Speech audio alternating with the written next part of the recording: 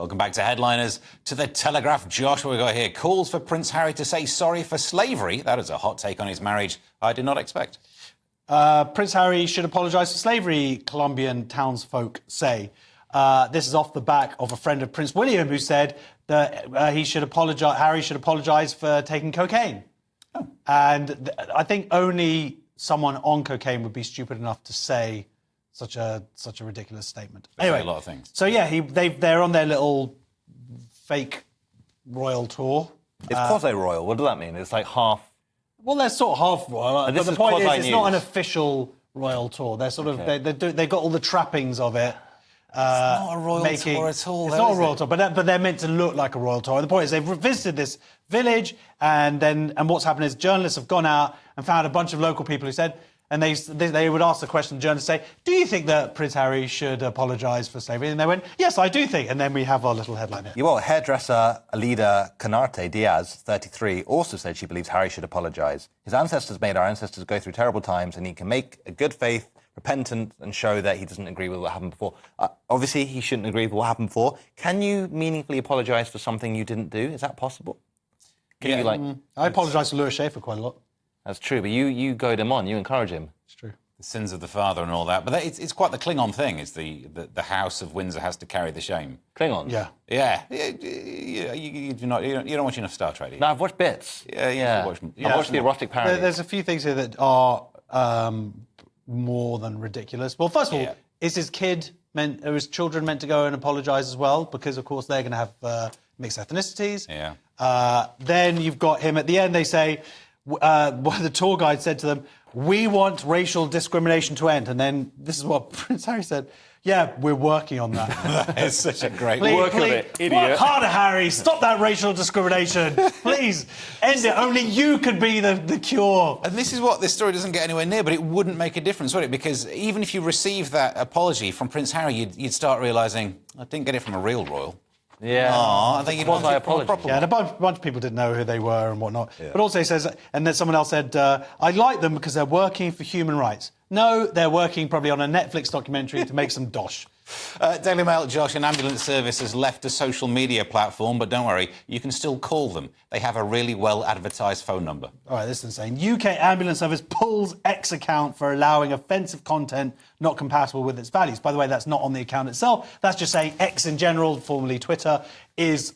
that's just outrageous. So they're like, it's just really bad around here, so we're going back to Facebook and my friends and whatnot. Friends Reunited. Friends Reunited and whatnot, where we've got a much bigger following on Friends Reunited. So it's totally mental. And also, it's like you've got to call 999 to go, hello, I need, I've got a virtue signalling emergency here. Hey, I wrote that joke. Nice. Thank you. This man needs a holiday. Wasn't in the delivery. It was not in the delivery. Do you follow a lot of ambulance services on Twitter? Will you be... I'm an ambulance chaser, yes. Yeah, I'd be lost. Oh, no, we won't get tweets from them. No, it's probably not in my top 10 kinds of accounts that I follow. Interestingly, Global have also been, the company Global. Yeah. Well, I'm actually doing a corporate for next week. Ooh, legit. Okay. I'm getting paid £200. Nice. So the Mail on Sunday has found out that insiders at Globals, who own a bunch of radio stations, have been told not to ask listeners to tweet station or mention X. So they're basically, what's it called, soft blocking? Shadow banning Twitter itself. Yeah. Which is, that's some mental, irony isn't it? So you can't do it. But it's like started on GBNews, now it's going to X. It's like they're just going to block any media at all there's a million things on Facebook. Says anything different to the narrative that's approved. Yeah. Well, I mean, I don't know why they're doing that, other than it is clunky now that you have to say X, formerly Twitter. It's a lot of faff content. Some people are calling it Xitter, which I don't agree with at all. What do they call it? Like Xitter, like Xitter. I think the opposite is true about other media. Is definitely talking about GBNews. There's no ban on mentioning this place. Yes. It gets covered a lot, which is... But I know, and how are they going to get away with... X is arguably the biggest news source in the world now. That's where you go here for the commentary, and then I can't even say the commentary, and then you go to X, and then you come back here, and then that's the way. That's what my life is anyway. Maybe in my bubble, it's just GB News and X. You need a holiday. There are still fewer people on Twitter, X, than on other social media platforms like Instagram and Facebook. But that's not news, though, No, but we think that it's this massive, important source. And maybe for news, it is certainly all journalists are on it, but more people in their everyday lives will be touched by Facebook and Instagram. But there's loads of sort of inappropriate and hateful stuff on those platforms as well. Maybe not Send me the links and I'll... I shall do. Yeah. Just Josh's account, but yeah. Independent Jonathan, for those worried that you won't be able to harass women, there is a place where you can still do it. Thank goodness, because my Saturday mornings were looking bare. So buffer zones outside abortion clinics... Oh, this is a horrible story. You'll probably bump into a lot of women you know. Yeah, because I've been slinging D all around town. Buffer zones outside abortion clinics should protect women. So why are women still being harassed? Good question. So Because they don't want your kids. They don't want my kids. Sorry, I'm just... They'd be lucky. I've been selling my seed to sperm banks. That's the next story. Oh, OK, we'll get into that. So on 3rd of May last year, the government signed buffer zones into law, basically making it an offence to obstruct or harass those seeking terminations within 150 metres of a clinic. So if you've got a little boombox, you could probably play that over 150 metres away. That's possible, just some ideas. But now, more than a year after the law has passed, the buffer zones have not been implemented. And nobody's entirely sure why. I think they actually started making them, and then they sort of just terminated it part way, the idea. But I think also patients and staff, don't give me that look. You buried that as a joke so much, but we noticed. You noticed it? What you did. Well, I don't know. I mean, these women who've been going to these centres have been... Not just women, trans men. Oh, beg your pardon. They've been sworn at and heckled and worse, handed leaflets. They've been called murderers and baby killers. It's like a Reg D. Hunter gig. And that was an abortion itself. Yeah. Someone was arrested praying. Remember that? Yeah. But you wonder why. Okay, just pray more than 150 meters. But, I don't know if prayer What's the range? needs distance. Yeah, does it need... It's like Bluetooth. Is that what it is? Yeah. Okay, fair enough. What it doesn't answer is why this hasn't been enforced. And when you read some of the abuse that women, and that they have their right in this country to have an abortion, whether you agree with it or not, and the abuse that they get and the people who work there, then you go, these zones should be legally enforced. And that's all I have to say about that. Yeah, there's a strong argument that you should be protesting the government, not the women. Yes. But I suppose if you believe it to be murder, then you would turn up and protest wherever you thought murder was going off. So I understand. It's a logic that makes sense within itself. It's just not one that I share, I suppose. Where do you guys stand on it? On what? The abortion? issue, yeah. Wow, let's go. Yeah, The Guardian. No, I don't. Weirdly, I'm sort of less and less into it. Less into it. Less into it now, nowadays. Now I've got a bunch You ain't of getting kids, laid anymore. and I'm like, these guys are great. Really? Yeah. Well, I would worry if I ever had 5 kids. I probably would have would go back on a different timeline. Right, let's look at The Guardian. Josh, and UK... But it's women's rights. UK sperm experts... You can do whatever you want, ladies. Sorry. Are they? Our exports, rather than experts, but then again, I suppose they're both involved, are doing rather well. Our sperm... I can't do it. Sperm exports. Hard to say. It's a mouthful.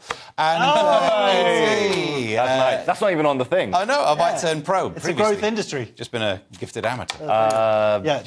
UK sperm donations being exported despite 10 family limit. In the UK, you shouldn't have more than 10 kids created with your sperm, as I found out. You're halfway there.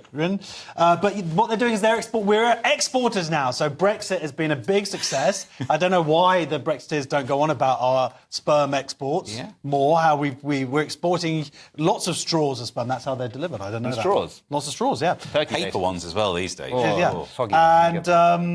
But up to 75 kids. So there's an idea that 10 was kind of seen as this limit. Like, you don't want to suddenly find out that your dad's not your real dad or whatever it is, and then you've got 10 siblings you've got to suddenly deal with. Yeah. So now the idea that having 75 is a bit of a head.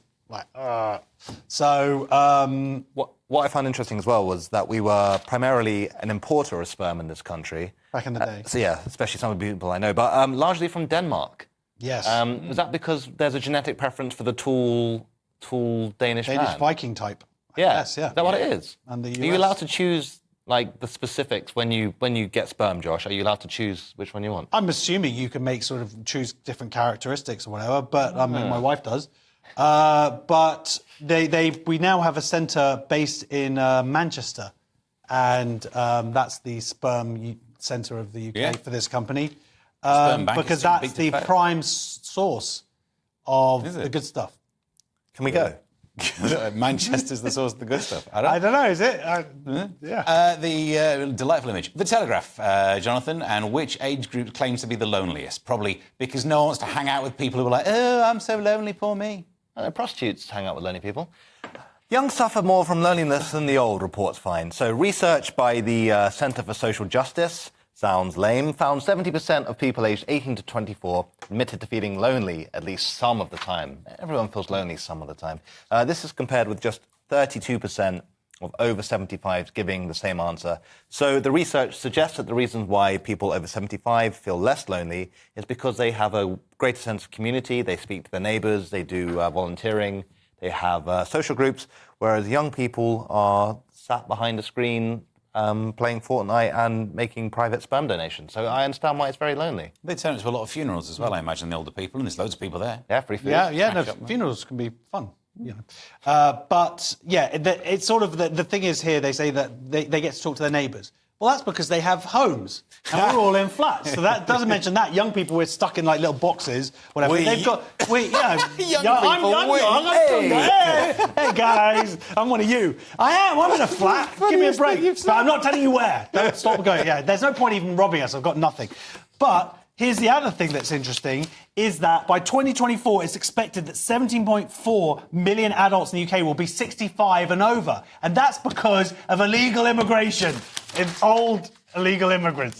Bringing in the old ones, is that how it Yes, works? I believe that's what it is. We have a real issue on our hands.